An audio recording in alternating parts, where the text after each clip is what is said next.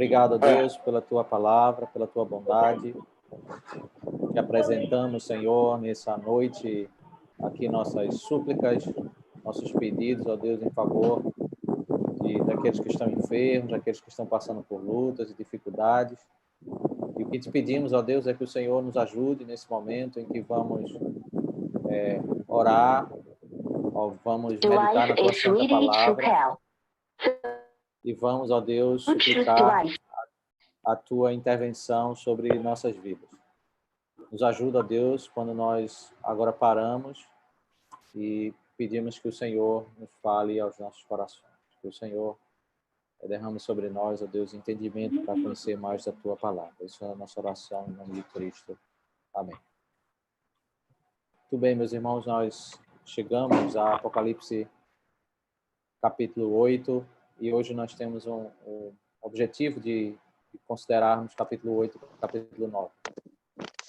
Até aqui nós estamos estudando os textos do livro de Apocalipse. Fizemos 6 estudos na primeira sessão, capítulo 1 ao capítulo 3.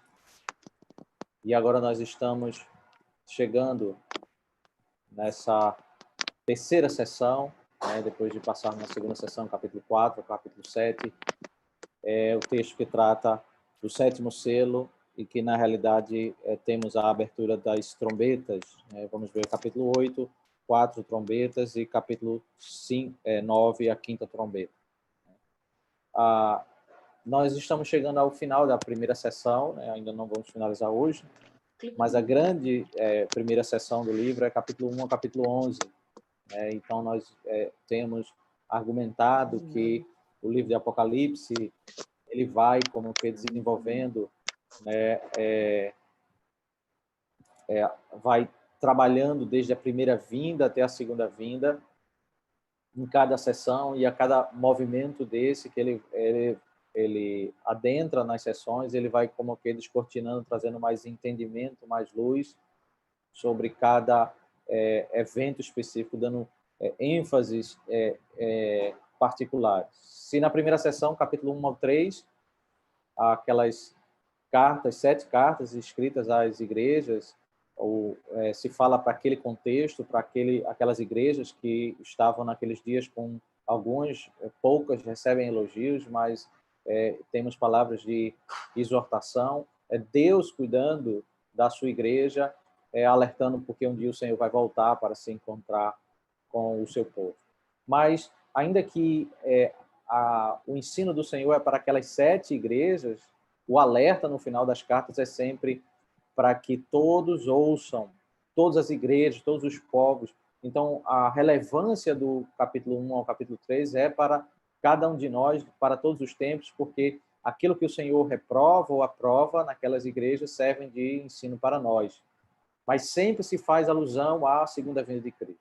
E aí nós temos, do capítulo 4 ao capítulo 7, o momento em que descreve Cristo subindo aos céus, sendo coroado como rei, redentor sobre todas as nações, e ele, dos altos céus, enviando juízos sobre a terra, enviando o seu decreto, ele abre o livro, porque ele é digno de abrir o livro, e ao abrir o livro, os decretos, os selos são abertos, os selos do livro, decretos de juízos, especialmente os 4 primeiros selos. O 5º selo, nós vimos, é o clamor da igreja nos céus, daqueles que morreram assassinados por pregarem a palavra.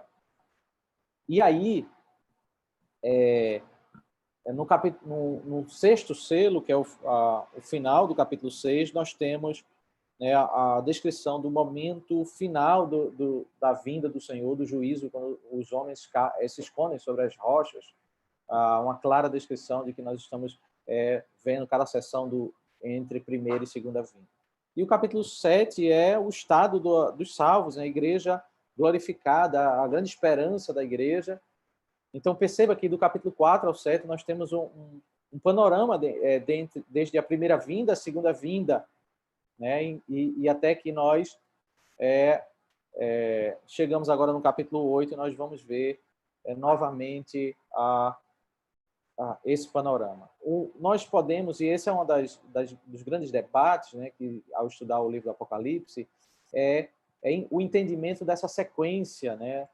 Muitas pessoas debatem por entenderem que isso vai mudar toda a perspectiva do meu entendimento sobre o Apocalipse. Se eu for considerar que as trombetas são eventos, acontecimentos que ocorrem posterior, né, ao evento dos selos, né? Nós vamos argumentar que, na realidade, o capítulo 8 ele abre essa nova sessão, onde ele passa a descrever novamente o período entre a primeira e segunda vinda, mas ele vai trazendo mais algumas informações, mais alguns detalhes, à medida que ele vai descrevendo isso aí, né?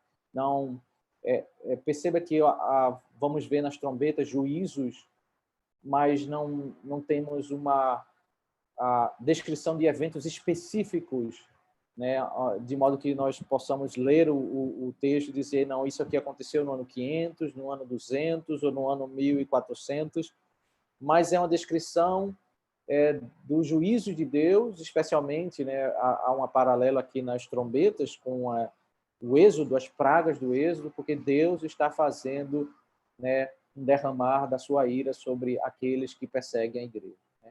Alguns termos são muito semelhantes aos termos do Êxodo, como saraiva e fogo, né? Mas aqui em Apocalipse tudo é muito intenso, né? Saraiva e fogo, como houve no Êxodo, mas aqui Apocalipse 8, verso 7, diz que é misturado com sangue.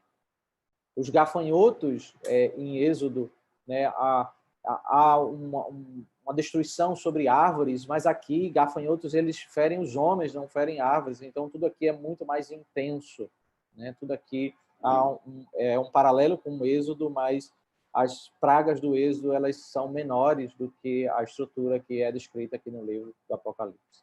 Então vamos adentrar o texto. É assim que vocês quiserem fazer alguma pergunta, alguma colocação, vocês podem abrir o microfone e aí falarem quando acharem o momento, tá bom?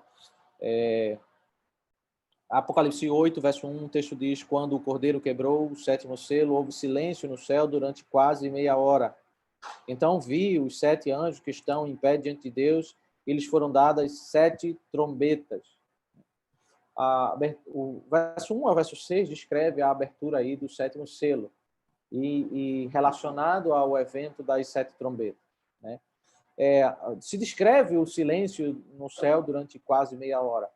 Isso não é algo novo nas Escrituras, especialmente no Antigo Testamento, porque o Antigo Testamento, tanto em Sofonias, capítulo 1, verso 7, como Zacarias 2, verso 13, quando se descreve silêncio no céu, é porque isso antecede uma ação de juízo do Senhor. Então, numa linguagem bem conhecida do Antigo Testamento, Apocalipse aqui descreve que o que vem em seguida é uma palavra de juízo, porque há um silêncio no céu, né? Aquele texto que geralmente as pessoas costumam citar para tratar sobre reverência, né? Abacuque, que trata cálice, toda a terra porque diante do Senhor, porque o Senhor está no seu santo templo, né? De fato, há uma aplicação sobre reverência, mas, na realidade, diretamente o texto ali ele está tratando que nem o profeta, nem toda a terra pode levantar uma palavra para o Senhor para questionar o seu juízo, porque o que ele acabou de dizer para Abacuque é que ele vai derramar juízo sobre a terra, especialmente sobre o povo de Israel. Então, cale-se, há um silêncio, porque em seguida haverá um juízo da parte do Senhor. E aí nós vemos no verso 2, né, os 7 anjos que recebem trombetas. Trombetas são usadas na Escritura para alerta de que vamos ter os juízos, ainda que há uma relação no Apocalipse trombetas com taças, porque taças são um derramar mais intenso de juízo, uma descrição mais completa desse juízo, né, mas os juízos serão derramados na criação de modo geral, especialmente as 4 primeiras trombetas, né? Vamos ver. O verso 3 diz: veio outro anjo e ficou em pé junto ao altar com um incensário de ouro. Ele foi dado muito incenso para oferecê-lo com as orações de todos os santos sobre o altar de ouro que está diante do trono. E na mão do anjo subiu à presença de Deus a fumaça do incenso, com as orações dos santos. Então o anjo pegou o incensário, encheu do fogo do altar e atirou à terra, e houve trovões, vozes, relâmpagos e terremoto. Perceba essa figura, meus irmãos. Há um incensário diante de Deus com as orações do povo de Deus que está na terra. As orações sobem ao Senhor como incenso e elas estão diante do altar. Ao subir à presença de Deus, a consequência disso é que o fogo é lançado do incensário sobre a terra. Existem trovões, vozes, relâmpagos, o sinal de que do terror, da soberania de Deus, de que os homens devem temer a sua presença.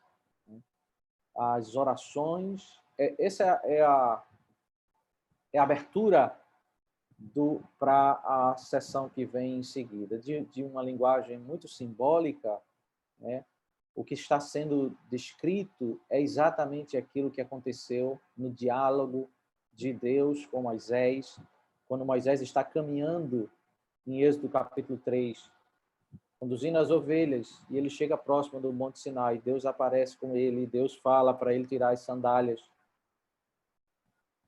E depois, qual é o diálogo? Vocês lembram qual é o diálogo que Deus estabelece com Moisés naquele momento? O que é que Deus disse para Moisés depois que ele mandou tirar as sandálias? O que foi que o Senhor disse a Moisés? Quem lembra? Êxodo capítulo 3, verso 7 ao 10.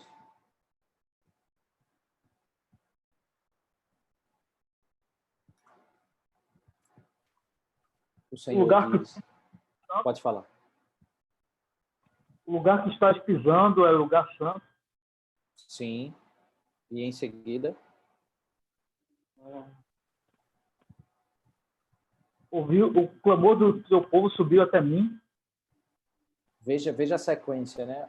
O livro do Êxodo, ele tem essa abertura que diz assim, vamos colocar, né, esse momento do Êxodo, depois, lógico que o livro do Êxodo inicia com a infância de Moisés, o nascimento de Moisés, a infância dele, depois o primeiro período de 40 anos, quando ele mata o egípcio, mas agora, nesse contexto de capítulo 3, ele já está com 80 anos, e Deus o chama, e a abertura da libertação começa com essa ideia. O Senhor ouviu a oração do seu povo, e agora ele decidiu que é o momento da libertação. Só que antes da libertação, há um período de derramar dos seus juízos especialmente sobre os egípcios, sobre aqueles ímpios. O que é que Apocalipse capítulo 8 e 9 vai fazer? Deus ouve a oração do seu povo e agora ele vai derramar juízo sobre todos os ímpios. De fato, o livro do Êxodo, ele é como a história do Êxodo, do derramar de pragas. Ele serve como um prelúdio, como uma pequena ilustração das pragas derramadas, pandemias, guerras, juízos sobre a criação, diversos desastres marítimos, juízos sobre os astros celestes, sobre os corpos celestes.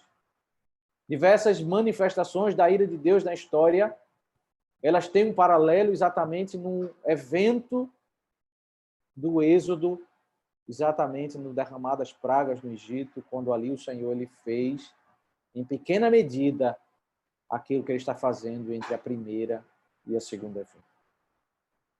As orações subiram. E aí o anjo ele joga do incensário fogo do altar à terra para ilustrar as pragas. Ele faz como que uma ilustração das pragas que vão ser derramadas ao longo da história. Se a oração do povo de Deus sobe à presença de Deus, o que vem em seguida é a santidade de Deus derramando a sua ira sobre aqueles que perseguem a igreja com suas práticas, seus conceitos, seus ideais, que perseguem a vida do povo de Deus. Então, o texto diz que Os 7 anjos, verso 6, que tinham as 7 trombetas, se prepararam para tocar. Agora começa a abertura das 7 trombetas. Perceba que a cada selo, os 6 selos, eles abrem eventos, mas o 7º selo, ele abre a estrutura de 7 trombetas. Ele retoma o início da estrutura. Esse subir das orações, as orações que sobem à presença de Deus já foram ditas no capítulo 6.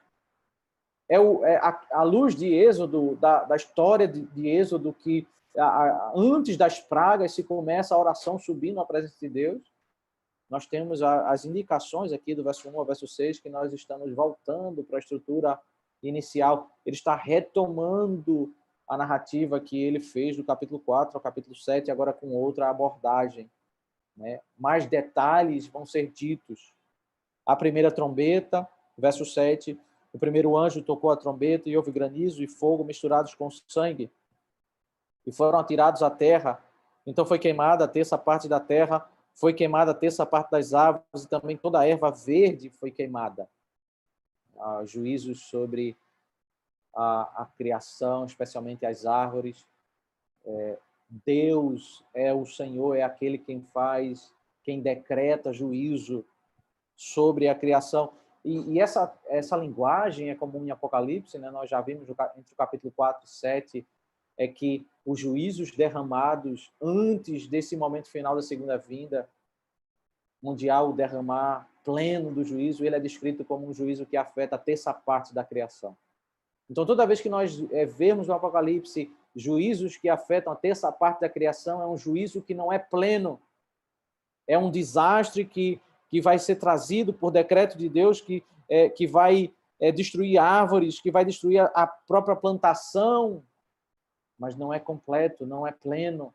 As coisas vão voltar a certa ordem, vai haver um novo momento, até que novamente haja mais um juízo, mais um derramar da ira de Deus, como essa primeira trombeta, a destruição de árvores. A segunda trombeta fala sobre os desastres marítimos, verso 8 e verso 9. O segundo anjo tocou a trombeta e uma espécie de grande montanha em chamas foi atirada ao mar. Uma terça parte do mar se transformou em sangue e morreu a terça parte das criaturas do mar e foi destruída a terça parte das embarcações. Os animais do mar, as embarcações que navegam sobre o mar, haverá mortes, haverá destruições por decreto do Senhor. Aquilo que Deus ele fez por causa do pecado do povo egípcio agora é dirigido sobre toda a humanidade. A humanidade está recebendo as pragas da parte do Senhor e o Senhor está preparando para levar o seu povo para a nova Jerusalém, para um grande ato de libertação. E no caminho, ainda que o Senhor disse a Moisés que vai libertar o povo, que vai levar o povo, ele diz a nós da mesma forma. Mas antes há um tempo em que ele vai derramando as suas pragas, a sua ira, a cada um dos seus aspectos. A terceira trombeta, a juízo sobre as águas doces. O terceiro anjo tocou a trombeta e uma grande estrela, queimando como uma tocha, caiu do céu sobre a terça parte dos rios e sobre as fontes das águas. O nome da estrela é Absinto. E a terça parte das águas se transformou em absinto. E muitas pessoas morreram por causa dessas águas, porque se tornaram amargas. Há juízo sobre águas doces. Nós estamos passando essas trombetas e vendo que o objetivo delas é descrever cada área que vai ser afetada, mas há um conceito amplo, há um conceito muito claro, é que Deus está fazendo um paralelo com aquilo que aconteceu nas pragas do Egito, e ele está no processo, antes de conduzir o povo à Nova Jerusalém, ele está derramando o derramar da sua ira para subjugar, para humilhar os ímpios ante a sua soberania. Porque o Senhor não chegou a Faraó e simplesmente destruiu o Faraó antes de libertar o povo, porque o Senhor disse, eu te levantei para te fazer cair. O Senhor estava como humilhando aquele que se rebelou contra o Senhor, e assim o Senhor faz isso com a humanidade que não crê em Deus, que não exalta o Senhor. O Senhor, nos momentos de pandemia, nos momentos de juízos do Senhor, ele coloca a humanidade de joelhos, até os ímpios ficam de joelhos. O Senhor vai derramando a sua ira sobre várias áreas da vida, e agora a quarta trombeta, verso 12, verso 13, juízo sobre os corpos celestes. O quarto anjo tocou a trombeta e foi ferida a terça parte do sol, da lua e das estrelas, para que a terça parte deles escurecesse e uma terça parte do dia e também da noite ficasse sem luz. Então eu vi uma águia voando pelo meio do céu, dizia com voz forte: ai, ai, ai dos que moram na terra, por causa do som das outras trombetas que os 3 anjos ainda vão tocar. A quarta trombeta anuncia o juízo do Senhor nos corpos celestes. E aí nós devemos nos lembrar lá de Gênesis, capítulo 1, quando Deus cria os luminares, os corpos celestes, para o bem do homem, para o bem. Toda a criação é para ser governada pelo homem, para o bem do homem, para guiar o homem, para ser indicadores de estações, dos tempos. E a própria criação agora está sendo afetada por uma desordem, pela ira de Deus. A criação é abalada. O pecado do homem faz a ira de Deus afetar o próprio ambiente que Deus deu para o homem. Mas há algo pior. O capítulo 8 termina com um anúncio de que algo pior ainda acontece, a atuação maligna para promover tormentos na vida dos ímpios. Ainda que, de certo modo, toda a igreja, nós, ao estarmos vivenciando as pragas, pandemias e os juízos de Deus na história, eles são enviados por causa daqueles que não adoram a Deus. E agora há uma transição, e por isso que os 3 ais destacam essa transição de que há algo mais intenso a partir da quinta trombeta. Agora, a quinta trombeta, verso 1 ao verso 12, trata sobre a alma, o agir de Deus, o decreto de Deus para fazer com que exista tormentos na alma daqueles que não conhecem o Senhor. E como Deus ele faz isso? Veja que juízo da parte de Deus terrível para a vida daqueles que não conhecem o Senhor. Verso 1 e verso 2, o quinto anjo tocou a trombeta e viu uma estrela que tinha caído do céu sobre a terra. Ele tinha dado a chave do poço do abismo. Ela abriu o poço do abismo e dele saiu fumaça, como a fumaça de uma grande fornalha, e o sol e o ar se escureceram como fumaça saída do poço. E nós temos aqui a descrição de Satanás sendo expulso dos céus. Se nós nos lembrarmos lá de João, capítulo 12, verso 31, o momento da cruz, ressurreição e ascensão é um marco na história da humanidade, na história da redenção, porque naquele momento em que Cristo sobe aos céus, aquele momento em que ele é coroado nesses esses eventos, morte, ressurreição e ascensão, a Escritura diz que o Satanás ele é expulso dos céus, João capítulo 12, verso 31. E é exatamente sobre isso que a quinta trombeta trata, sobre a queda dele para a terra, e ele sai como líder desses outros anjos caídos, desses espíritos malignos, e é descrito isso como que uma fumaça. Veja o simbolismo, a figura da fumaça para tirar a clareza, escurecimento, obscurecimento. Todas essas figuras é que os anjos caídos, os espíritos conduzidos por Satanás, eles vão trazer falsos conceitos, falsas ideias para tirar a luz verdadeira diante dos olhos dos homens, mas eles vão afetar especialmente aqueles que não conhecem o Senhor. Esses espíritos malignos, eles são conduzidos por Satanás para agirem na terra entre o período da primeira vinda e segunda vinda, nos dias em que nós estamos vivendo. E veja, o verso 3 descreve eles, o poder deles para agirem contra os ímpios, como a figura que é muito tratada no Antigo Testamento, né, do gafanhoto, na sua figura de destruição. Também da fumaça saíram gafanhotos da terra, e lhes foi dado poder como o poder que tem os escorpiões da terra.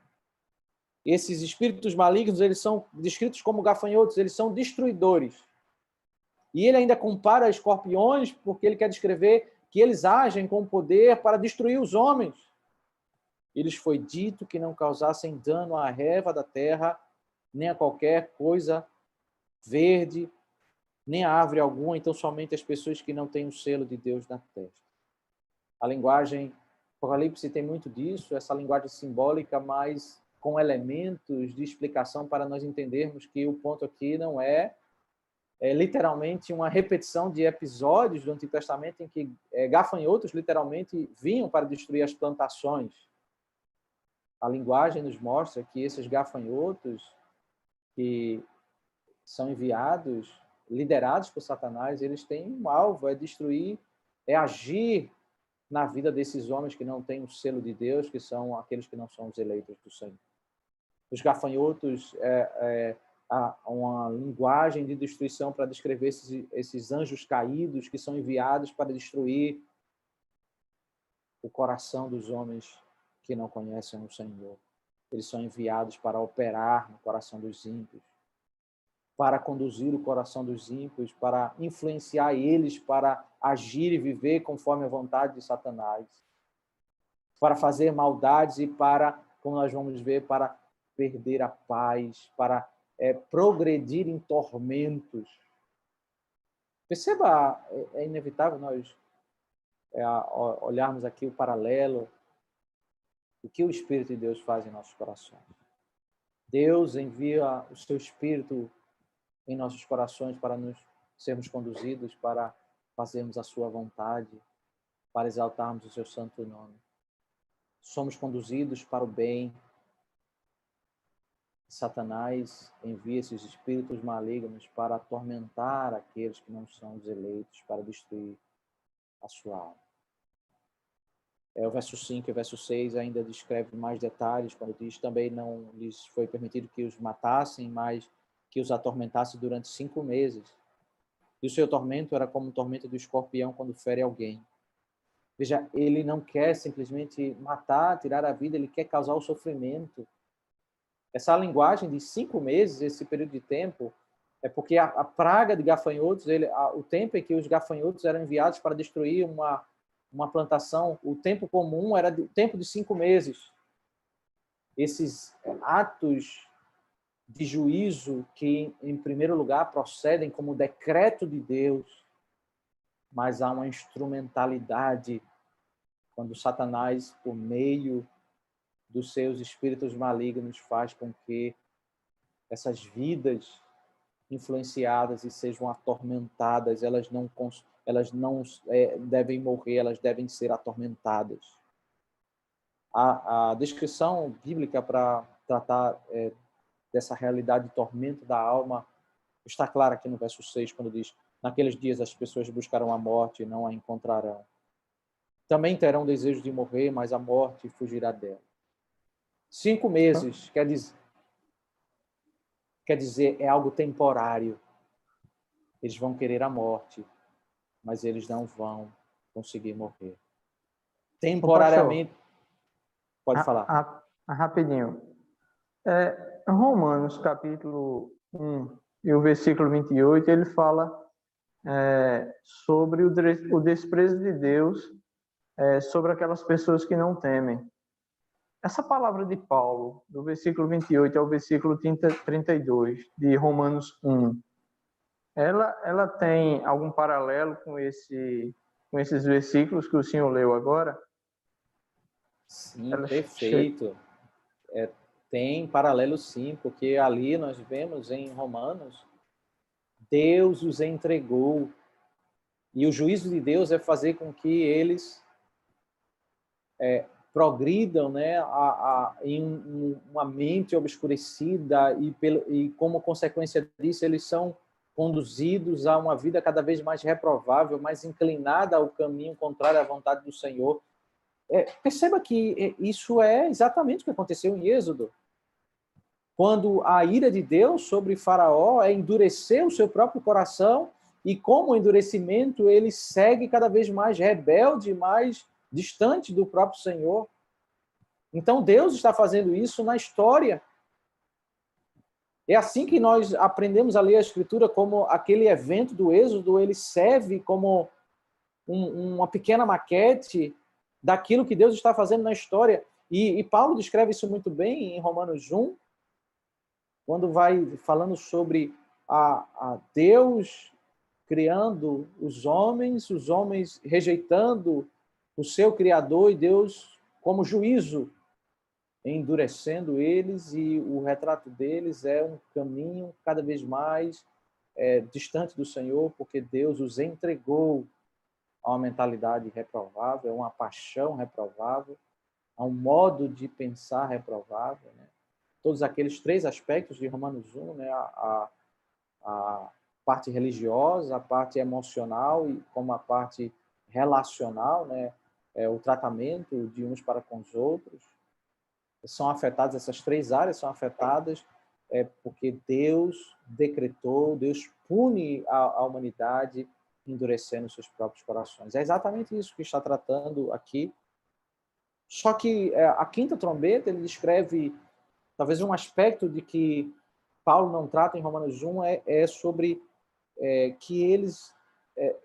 Paulo trata ali especificamente do comportamento deles, que eles vão cada vez mais progredindo num comportamento imoral. Aqui a ênfase do capítulo 9, especialmente até o verso 6, é como eles se tornam atormentados por causa dessa vida deles. Eles ficam atormentados diante do Senhor. Adeilson, pergunta? Acho que o seu som está desligado. Pastor, o versículo 6 fala que naqueles dias as pessoas buscarão a morte e não a encontrarão.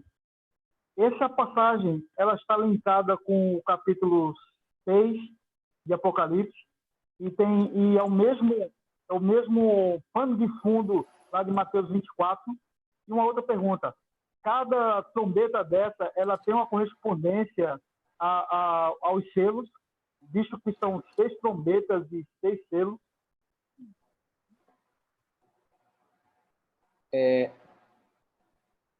Entendo que não, que cada selo não tem uma correspondência exata com cada trombeta, né? E é muito claro isso. A quinta trombeta, ela fala sobre um juízo da parte de Deus, né? O quinto selo não é um juízo, na realidade é a oração dos santos, né? Entendo que especificamente sobre essa expressão, né? Buscarão a morte, não encontrarão. Não é sempre uma ligação cronológica de um evento com outro, mas é uma expressão para dizer eles estão atormentados da alma, né?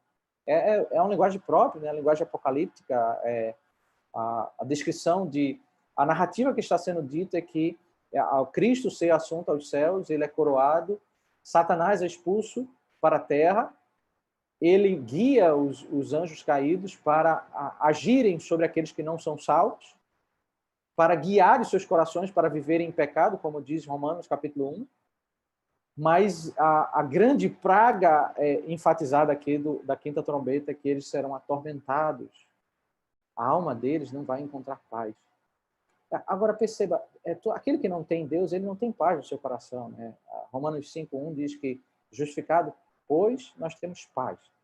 Mas não é a angústia daqueles que simplesmente não são salvos. O que ele está tratando aqui é de uma intervenção de Deus, de um derramar da ira de Deus, de uma visitação de Deus, de um tormento maior.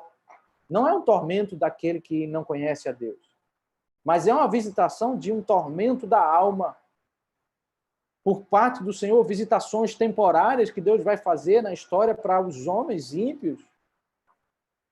para que eles fiquem muito mais angustiados, muito mais visitados eles são pela a ira do Senhor sobre suas vidas. E aí, essa sequência, né, o versículo 7 ao 12, vai descrever esses anjos caídos como um grande exército, né? Veja, verso 7, o aspecto dos gafanhotos era semelhante a cavalos preparados para a batalha. Nós já vimos que ele vai dizer, né, mais à frente, verso 11, né, que é o anjo do abismo, né, referência a Satanás. Então, à luz do bloco, nós sabemos que esse anjo que tem a chave do abismo é Satanás e que esses gafanhotos que saem são os espíritos malignos que são enviados por parte de Satanás. Só que o que ele quer descrever é o poder destrutivo desses espíritos malignos enviados na Terra e que operam nesses dias. E por isso ele passa a descrever o aspecto dos gafanhotos era semelhante a cavalos preparados para a batalha. Na cabeça deles havia como que coroas parecendo de ouro e o rosto deles era como o rosto de um ser humano. Tinha também cabelos como cabelos de mulher e os dentes eram como dentes de leão. Tinham couraças como couraças de ferro. O barulho de suas asas que suas asas faziam era como o barulho de carros puxados por muitos cavalos quando correm para a batalha. Uma ligação com o texto de Joel, descrição dos gafanhotos. Mas o destaque aqui é que é sobre o poder destrutivo deles. Sim, presbítero Everardo, pode ir. Eu estou vendo aqui exatamente no versículo 4. Diz o seguinte, que esses gafanhotos, eles não fazem mal àqueles que têm o selo de Deus sobre a fronte. Então, Isso. eles só fariam mal aos que não têm o selo de Deus na fronte. Isso. Então, Perfeito. eu achei isso uma coisa muito interessante, por conta de que a maldade deles só vai atingir aos maus, aos que são de Satanás. É uma coisa bem sui generis aí no caso, porque quase sempre Satanás vem para atacar os filhos de Deus, mas aqui não. Ele está dizendo que eles só iam atacar aqueles que não tivessem o selo de Deus na testa. Exatamente, isso é uma colocação muito importante, porque, veja, isso não a quinta trombeta ela não descreve toda a ação de Satanás. Óbvio que Satanás ele quer destruir o povo de Deus, mas ele descreve uma ação específica. E essa ação específica, como Satanás está debaixo da soberania de Deus, nada que ele faz, ele não pode fazer nada fora do decreto de Deus. Então, o próprio Deus decretou que os ímpios vão ser punidos e ele usa a instrumentalidade de Satanás para fazer com que eles sejam atormentados por meio desses gafanhotos. Eles são atormentados, né? Desse modo. Agora, lembra que isso é uma repetição do Êxodo, né? Nas pragas do Êxodo, as primeiras pragas elas são gerais e depois nós temos pragas que só caem sobre os ímpios. A praga geral, quando afeta o rio, afeta todos os ímpios e os crentes, porque todo mundo usa da água do rio. Quando afeta a estrutura da criação. Mas mais adiante, quando vai caminhando, as pragas elas afetam apenas aqueles que não fazem parte do povo de Deus. Então, o que nós estamos vendo é uma repetição em grande medida, uma proporção muito maior, mas, de fato, ela afeta aos ímpios. Não é a descrição de toda a obra de Satanás, mas de um ato específico de Satanás aqui, né, é descrito nessa ação aqui da quinta trombeta. Né? E aí nós olhamos, né, o verso 10, verso 11, diz: tinham ainda cauda como escorpiões e um ferrão. Na cauda tinham poder para causar dano às pessoas por 5 meses. Ele volta a falar dos 5 meses, que é o período da atuação dos gafanhotos. O que ele quer dizer com 5 meses é que esse juízo ele não é final, não é ainda o juízo final, é um juízo parcial. Assim como eram os juízos quando os gafanhotos eram enviados. Então, ao longo da história, entre primeira e segunda vinda, o Senhor vai causar desastres marítimos, o Senhor vai fazer com que tem esses decretos para que vidas sejam atormentadas. O poder desses gafanhotos, desses espíritos malignos, eles têm um poder grande, destrutivo, e por isso eles descrevem eles como cavalos de guerra, né? Como grandes instrumentos de guerra. Toda a descrição, né? É uma descrição para nós entendermos o poder deles, né? Esses termos aqui, falando do cabelo, do rosto, são termos lá de Joel, falando do poder destrutivo, são figuras para destacar. Eles são descritos como soldados, né? Como couraças, verso 9, como couraças de ferro. Eles fazem um barulho, é o barulho de um grande exército indo na direção de um povo para destruir um povo. Descreve eles, a cauda deles, como de escorpião. Toda essa descrição é para detalhar como eles podem fazer mal aos homens, como eles podem arruinar o coração dos homens. Eles têm, na cauda, tinham poder para causar dano às pessoas por 5 meses. E aí o verso 11 esclarece, né? Tinham por rei sobre eles o anjo do abismo, cujo nome em hebraico é Abaddon, e em grego Apolion, são termos que significam destruidor. A quinta trombeta Deus decreta que Satanás é expulso dos céus, e ele, expulso dos céus, conduz espíritos malignos para atormentar o coração dos homens, conduzindo eles para viver uma vida longe de Deus, mas ao mesmo tempo em que eles vivem as imoralidades, eles vivem tormentos na alma. Satanás conduz eles para eles próprios serem destruídos. A alma deles, desespero, vazio, vidas sem paz. Satanás, ele não vem para trazer paz aos ímpios, ele vem para destruir. E aí o verso 12, ele é uma transição entre a quinta e a sexta trombeta. Primeiro o ai passou, e eis que depois dessas coisas vem ainda 2 ais. A sexta trombeta é a atuação maligna para promover guerras. Verso 13 ao verso 15. O sexto anjo tocou a trombeta, e ouvi uma voz que vinha das 4 pontas do altar de ouro que se encontra na presença de Deus, dizendo ao sexto anjo, o mesmo que tem a trombeta: solte os 4 anjos que estão amarrados junto ao grande rio Eufrates. Então foram soltos os 4 anjos que achavam preparados para a hora, o dia, o mês e o ano, para que matasse a terça parte da humanidade. É uma descrição muito semelhante que nós já estamos acompanhando, que tinha nos selos. A terça parte, morte em terça parte da humanidade, né?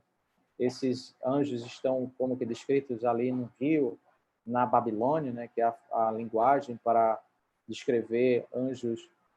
A Babilônia é o símbolo da maldade, da operação de Satanás. Esses anjos, eles estão no rio Eufrates, eles vão ser soltos para incentivar homens a serem destruídos pela guerra, para matar uns aos outros, aquilo que já foi descrito com o selo. Então, Adeilson colocou aí, será que fazem em paralelo cada selo com cada trombeta? Acredito que não. Os comentaristas, eles também dizem que não sobre isso, mas há elementos próximos. Nós já vimos, né, que há um juízo que é de morte. Terça parte da humanidade vai ser morta, e nas guerras elas fazem isso, são grande número de matança. Não é a matança de toda a humanidade, mas matanças, mortes, em grande quantidade ao longo da história. Nas guerras, nós temos isso como juízo da parte do Senhor. Né? O número dos exércitos da cavalaria era de 20.000 vezes 10 milhares. E eu vi o seu número. Um número um exército grandioso, né? O que ele está escrevendo é uma guerra grande, com muitas mortes, porque tem um grande número de exércitos. Satanás, ele conduz os espíritos malignos para conduzir homens, aconselhar homens a odiarem uns aos outros e promoverem guerras. Com grandes exércitos que são levantados para matarem muitos homens e homens destruírem homens. Porque o que Satanás quer é isso, é destruir a humanidade. E ele vai destruindo homens, matando homens. O verso 16, o verso 17 diz assim: nesta visão pude ver que os cavalos e os seus cavaleiros tinham couraças cor de fogo, de jacinto e de enxofre. A cabeça dos cavalos era como cabeça de leão, e a sua boca saiu fogo, fumaça e enxofre. Por meio desses 3 flagelos, a saber, pelo fogo, fumaça e pelo enxofre que saíam da boca dos cavalos, foi morta a 1/3 parte da humanidade. Pois a força dos cavalos que estava na boca e na cauda deles, a cauda deles eram semelhantes a serpentes com cabeças, e com elas causavam danos. E aí a descrição nos deixa claro que não são cavalos comuns, não podemos olhar uma linguagem literalmente, porque a descrição simbólica nos mostra seres poderosos de destruição, de grande poder de destruição. A descrição é de exércitos que vão destruir pessoas, as armas de guerra levantadas de nações contra nações para haverem mortes, haver destruições. Pela instrumentalidade de Satanás, homens são conduzidos a odiar uns aos outros e matar uns aos outros e haver grande destruição no meio da humanidade. Mas a descrição é interessante, isso vai passar a ser algo comum no livro do Apocalipse, no verso 20 ao 21. O resto da humanidade, isto é, aqueles que não foram mortos por esses flagelos, não se arrependeu das obras das suas mãos, eles não deixaram de adorar os demônios e os ídolos de ouro, de prata e de bronze, de pedra e de madeira, que não podem ver, nem ouvir, nem andar. Também não se arrependeram dos seus homicídios, nem das suas feitiçarias, nem da sua imoralidade sexual, nem dos seus furtos. Algumas pessoas têm dito que talvez nós seremos plenamente diferentes depois dessa pandemia passar. A verdade, meus irmãos, é que, ainda que as pessoas estão mais sensíveis nos dias da visitação da ira do Senhor, em pandemias, guerras, em catástrofes, em períodos em que a humanidade certamente fica mais sensibilizada por lidar com a morte mais de perto, mas a Bíblia diz que quando passa esses períodos, as pessoas não se arrependem. Aqueles que não são os eleitos, eles não se arrependem, eles continuam endurecidos nos seus próprios corações. Moisés foi lá e fez os sinais. Os feiticeiros foram lá e fizeram os sinais. Deus foi enviando as pragas e o povo foi chorando, o povo foi angustiado. No final, ainda que existiram conversões de egípcios que saíram com o povo de Deus, mas a grande maioria dos egípcios, eles não saíram com o povo de Deus e eles ficaram ali, com os ímpios, porque eles não quiseram se arrepender das suas obras. Adeilson, aquela pergunta?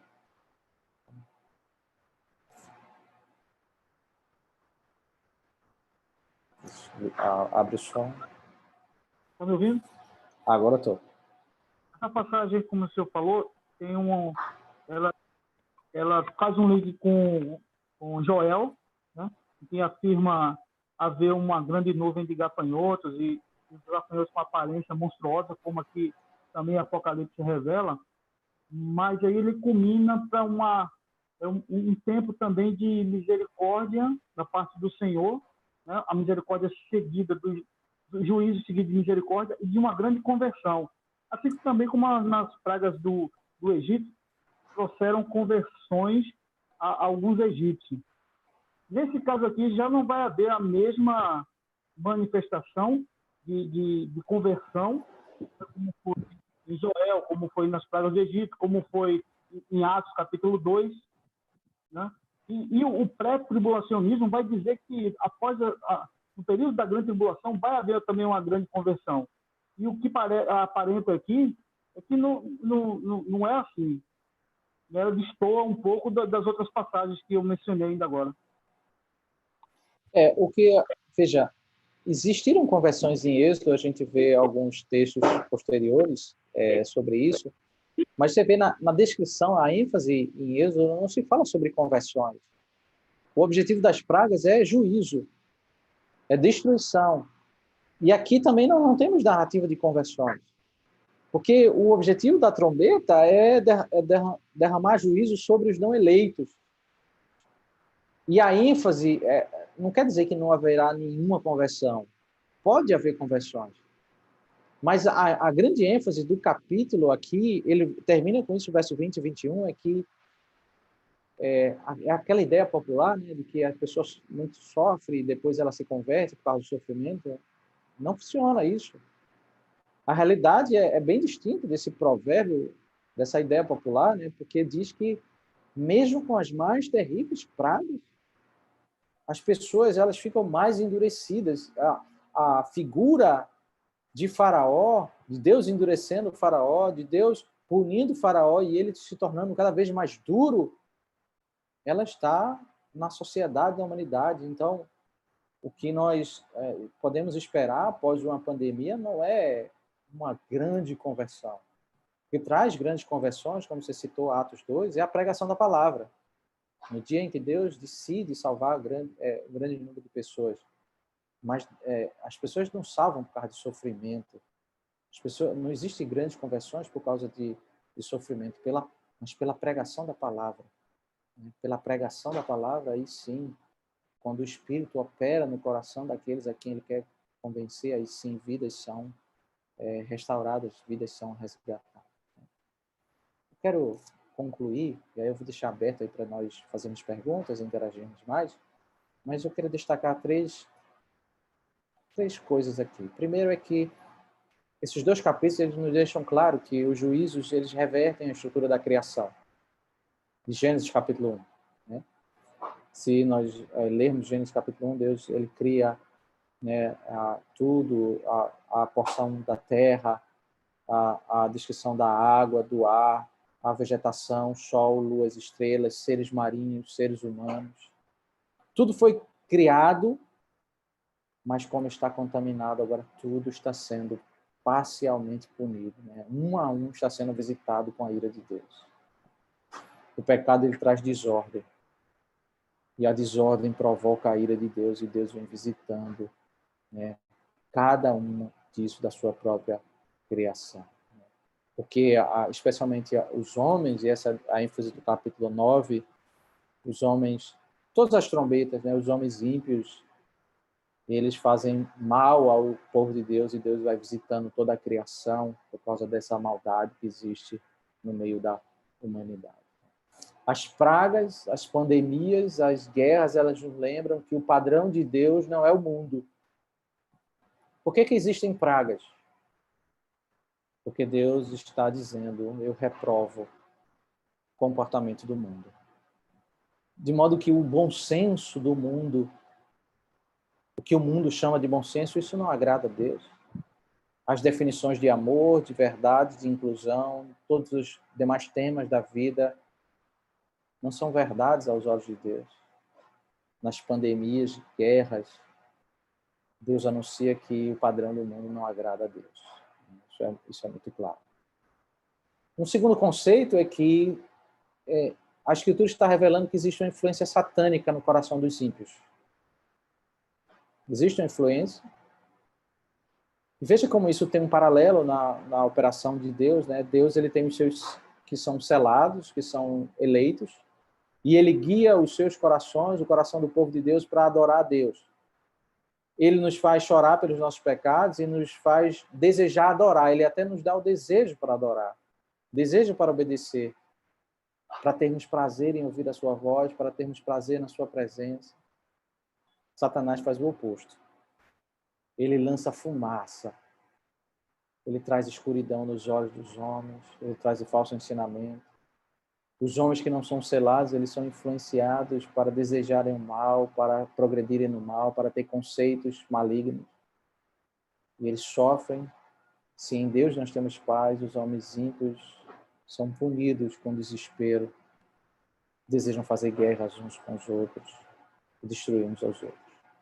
Não existe neutralidade, meus irmãos. Uma aplicação aqui é sobre a quem temos ouvidos sobre os demais conceitos da vida. Quando nós pensamos em educação, quando nós pensamos em política, quando nós pensamos em disciplina, quando nós pensamos em vida familiar, casamento, nós estamos ouvindo esses homens ímpios que são muitas vezes influenciados por esses espíritos malignos que saem do abismo? São esses os nossos mestres? Homens que muitas vezes são tomados de espíritos malignos com seus conceitos, espíritos que querem destruir o homem. Homens que não têm paz, que anseiam por poder e por isso fazem guerra uns com os outros. Esses homens ímpios, eles são manipulados por espíritos malignos e será que é sábio nós, como povo de Deus, darmos ouvidos a homens como nossos mestres, esses homens que não servem a Deus? A quem temos ouvido? E um terceiro conceito é simples, mas é tão profundo, né? À luz dessas verdades, é que Deus revela a sua verdade na sua palavra. É simples e profundo porque a palavra de Deus não é a fumaça que cega os nossos olhos, ela ilumina os nossos olhos. A palavra não vem do abismo como o espírito maligno vem do abismo com seus conceitos de trevas. A palavra de Deus vem dos céus. É luz, é vida e traz paz para iluminar os nossos caminhos, para nós conhecermos de Deus. Quando nós ponderamos, nós julgamos as decisões e os conceitos melhores para o nosso viver, quanto da palavra de Deus está em nossos corações, do conceito e da verdade que vem dos céus? Quanto da palavra está em nossas bocas? Ou nós estamos ouvindo os conselhos de Satanás, os conselhos desses anjos que saem do abismo, influenciados, né, que influenciam homens ímpios e que muitas vezes são recebidos como mestres que trazem exatamente ensinos contrários à palavra de Deus. Né? Ensinos e ideologias que querem destruir a igreja, querem destruir o povo de Deus. E aqui, presbítero Everardo, a sua colocação é importante, né, que Satanás ele quer destruir a igreja, certamente, mas ele também quer destruir os ímpios, ele quer destruir a humanidade, né? E especial, a quinta trombeta destaca a destruição deles sobre os ímpios, mas isso que ele faz no coração dos ímpios, faz o coração dos ímpios seguirem fazendo maldade. E ao fazerem maldade, isso reverbera no meio do povo de Deus. Porque quando eles desejam ideologias das mais perversas, eles passam a perseguir a igreja do Senhor e nós somos afetados por isso. Não é objetivo aqui, até o capítulo 9, de descrever a grande batalha entre os dois povos, né? O desejo de Satanás e mais detalhadamente a sua atuação contra o povo de Deus, porque o livro vai avançando e ele vai entrar mais em detalhes sobre isso, sobre essa guerra. Mas até aqui nós já vemos, né, que Satanás ele não somente afeta o povo de Deus, mas ele quer destruir o homem. Ele quer destruir o ímpio. Né? Quando Satanás chama o homem para as drogas, para os vícios, ele na realidade ele não quer dar felicidade ao homem ímpio. Ele quer destruir o homem ímpio. Ele é o destruidor, ele quer destruir todos. Ele vem para enganar, para destruir, né? E como nós, a quem temos ouvido, né? Essa é a reflexão que eu trago para nós meditar. Né? Aí podemos agora interagir mais. Querem fazer alguma pergunta ou colocação, comentário? Fiquem à vontade. Pastor, esse versículo 20 que o senhor leu, de Apocalipse, né? E os homens, aqueles que não foram mortos pelos flagelos, não se arrependeram das obras das suas mãos. Se eu estiver errado, o senhor me corrija, por favor. Ele remete a Gênesis capítulo 3, versículo 15, né? Quando ele fala das duas descendências, né? Ele fala por inimizade entre ti e a mulher, entre a tua descendência e o seu descendente, mostrando as duas descendências. Aí quando a gente avança mais um pouco em Gênesis, capítulo 6, e o versículo 6, versículo 5, ele vai dizer: viu o Senhor que a maldade do homem se havia multiplicado na terra e que era continuamente mal o desígnio do seu coração. Então, tem a ver com essa passagem o fato deles não se arrependerem, o fato das duas descendências lá, no caso a descendência do maligno, e Deus colocar, e ser colocado aqui a questão do coração do homem ser corrupto, continuamente mal. Sim, com certeza, né? Eles não se arrependeram e o que está por trás, né, como base desse não arrependimento, é que existem duas descendências, né? É a grande narrativa, né? Existe uma narrativa na história da redenção e ela é repetida em vários eventos, né? O evento nos dias de Noé, nós temos dois povos, né? E a ilustração é que os ímpios, eles são punidos com o dilúvio e fica o povo de Deus, que na realidade agora é a família de Noé. Mas perceba que Cristo vai usar esse evento do dilúvio como padrão para a segunda vinda, né? Quando ele diz como estava nos dias de Noé, assim será a vinda do Filho do Homem, porque as pessoas só se preocupam em casar, dar-se em casamento, em viver. Então aquilo serve como parâmetro para aquilo que vai acontecer mais adiante, né? A história da redenção, né? O evento do dilúvio, o evento do êxodo, eles são eventos que vão anunciando aquilo que está por vir. Eles são marcos da história, no livro de Daniel, com os acontecimentos, né? Que são aqueles líderes romanos que invadiram, destruindo o templo, né? Contaminaram o templo. Eles são figuras do anticristo. Então, ao longo da história, pequenas ilustrações daquilo que vai acontecer antes da segunda vinda de Cristo, elas estão acontecendo e elas estão apontando para aquilo muito maior que vai acontecer no final da história, né? Mas o ponto que me chama a atenção... Alô? Estou ouvindo, Adeus. O sofrimento não vai ouvir necessariamente, né, a conversão das pessoas. Adeus, quer falar? Pastor, no capítulo 9, no versículo 11, quando diz que demônios que subirão do abismo, né, para agir contra a humanidade, inclusive ele chega a dar um nome em hebraico e em grego. Isso tem ligação também com os anjos que foram presos em cadeias eternas no livro de Judas? Então, acredito que não. Porque aqueles anjos, eles estão presos. São alguns, em particular, que estão presos. E aqui, essa soltura é a soltura que ocorre quando Satanás é expulso dos céus, que é no momento da morte e ressurreição de Cristo, né? Ascensão.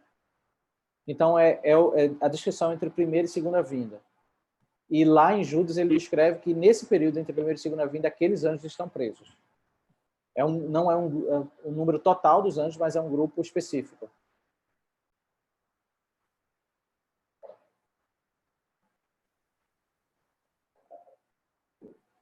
Mais alguma pergunta, colocação? Pastor, só mais uma, por favor. Esse evento aqui, nesse versículo que Adailson falou, a questão de subir do abismo, a questão dele ser expulso do céu, é no ato da ressurreição de Cristo, no ato da morte e ressurreição de Cristo, é exatamente nesses dois eventos que ele é expulso, o maligno. Então, a Escritura ela trata morte, ressurreição e ascensão como assim, de modo unido, como o evento de vitória, né? Na morte ele venceu, na ressurreição ele venceu, mas é na ascensão ali que ele é coroado, né? Então, a Escritura me parece que não está muito preocupada em dizer especificamente no evento específico, né? Entendi. Mas se nós pegarmos um texto paralelo, é João capítulo 12, verso 31, né? Quando diz: chegou o momento de este mundo ser julgado e agora o seu príncipe será expulso. Então, ele está falando sobre a queda de Satanás, exatamente isso que descreve Entendi. Apocalipse capítulo 9, né? Ótimo. Ele sendo expulso dos céus e a queda. É a vitória de Cristo como Deus homem, ele consumando a sua obra, né? E aí a queda de Satanás, ele sendo expulso. Né? A grande figura é que a Escritura nos apresenta Satanás como um acusador. Ele vai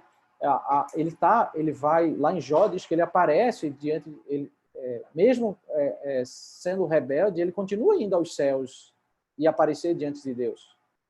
E o que é que ele faz diante de Deus? Ele acusa. A cena é de um tribunal. A cena é um tribunal. Ele aparece diante de Deus e ele vai acusar. Só que ele continua acusando. Não é que ele tem a soberania, que ele tem o poder, não. Ele é o acusador. Mas quando a dívida é paga, Cristo é vitorioso, ele não pode mais acusar. Nem acesso aos céus para fazer a queixa ele tem mais. Ele é expulso dos céus. Entendi. Essa é a figura. Então, quando ele fala que a questão dele ser expulso do céu, não é na realidade a habitação dele, mas ele não poder ter mais acesso, é isso, né? Isso é a ideia. Ficou claro. Ele caiu, ele se rebelou contra Deus, mas ele mesmo rebelado, no Antigo Testamento, ele continua tendo acesso aos céus. Perfeito, agora ficou. E o livro de Jó descreve isso muito claro, né? É verdade. Mas o que acontece no livro de Jó, depois da vitória de Cristo, não acontece mais. Ele não tem mais acesso aos céus. E aí, o que é que ele vai fazer agora?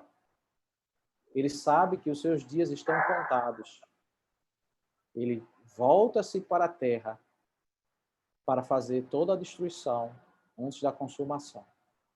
É interessante isso porque os espíritos malignos nos evangelhos, quando Cristo está caminhando, os espíritos dizem assim: por que você veio agora, antes da hora? Deixa-nos. Eles sabem que vão ser condenados. Mas a queixa deles é: por que você veio agora antes da hora? Né? Eles querem mais um tempo para poder agir, para poder... E o que é que o Espírito faz? Ele vai no Gadareno lá, né, para destruir a vida dele, né? É um cidadão que, endemoniado, ele vive no cemitério, ele vive ferindo o corpo, né? Ele quer isso, ele quer destruir o homem. Ele quer acabar com a integridade do homem, ele quer destruir o homem. Então, ele desceu, foi expulso dos céus, agora ele está na terra fazendo toda a desordem, porque ele quer acabar. O que nós vamos ver em Apocalipse, quando chegar no final do livro, é que vai ter ainda um curto momento onde a intervenção maligna vai ser mais intensa. Quando Deus vai permitir que ele opere com maior terror no meio da humanidade, e aí vai ter o surgimento do anticristo, momentos antes da vinda de Cristo, mas vai ter um momento, ele age entre a primeira e a segunda vinda fazendo maldade, mas momentos antes haverá um pouco tempo onde ele é solto para fazer terríveis maldades no meio da humanidade. Está lá em Apocalipse capítulo 20, né? A partir do versículo 7, descreve esse curto espaço de tempo de muita maldade. Mais alguma colocação? Pergunta? Ô pastor, então, pode falar. Por favor, Amado. Então, pastor, é rápido também. Então, esse agora que o senhor cita, capítulo 20, versículo 7, Então, quando a gente vai ver episódios anteriores lá, onde os cristãos sofreram muito, por exemplo, com imperadores romanos, aqueles miseráveis imperadores romanos, e a gente sabe que foi uma coisa muito terrível que aconteceu com os cristãos, então será bem pior do que aquilo, né? E aquilo a gente sabe que realmente foi uma coisa muito terrível que aconteceu, né? Então, esse episódio de Apocalipse 20 está descrevendo aqui é algo potencializado, é isso, né? Sim, sim. O que você pode entender um padrão na narrativa bíblica é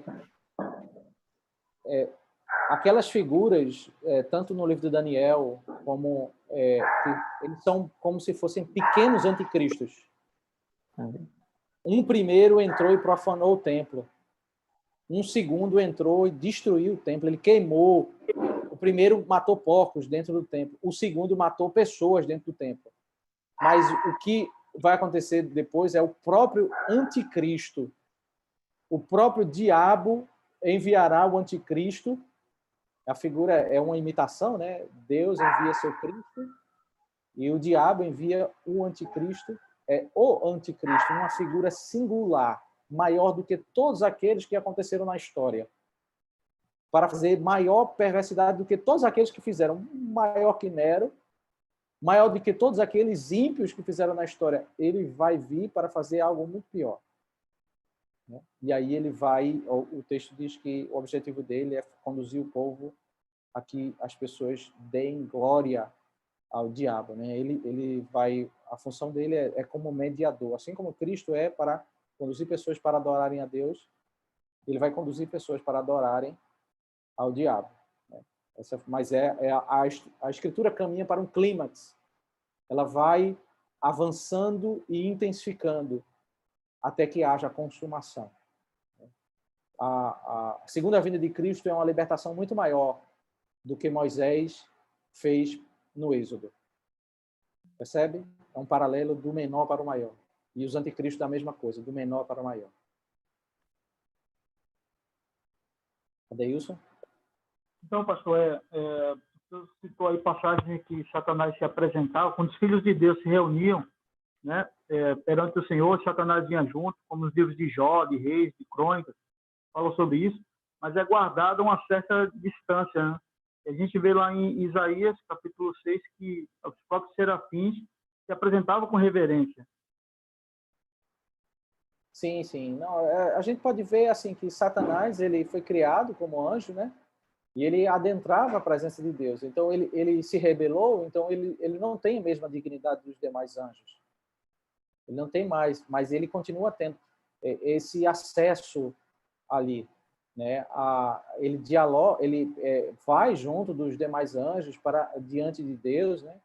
É como em diálogo, mas ele perde isso mais adiante. Né? Ele perde isso quando ele é a vitória de Cristo. Agora o acusador ele não pode nem entrar na sala do trono, no tribunal para fazer acusação, porque a dívida foi paga. Como ele vai acusar? Essa é a cena.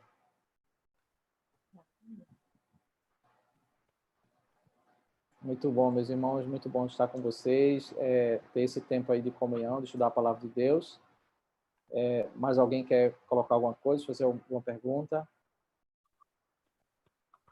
Então vamos orar ao Senhor, vamos encerrar esse momento de estudo da palavra de Deus. Vamos orar. Obrigado, ó Deus, pela tua santa palavra, por esse tempo que podemos estar aqui juntos para estudar a tua palavra, buscarmos crescimento, ó Deus, ao ouvirmos a tua voz. Pedimos a tua bênção, a tua proteção, pedimos que o Senhor nos ajude a compreender mais a tua palavra. Entendemos, ó Deus, a tua gloriosa soberania, como nós devemos reagir diante dos teus ensinos, ao reconhecer, ó Deus, a verdade da tua palavra. Nos abençoa, ó Deus, e nos guarda. Isso nós oramos em nome de Cristo. Amém. Deus abençoe, irmãos. Fiquem na paz. Amém.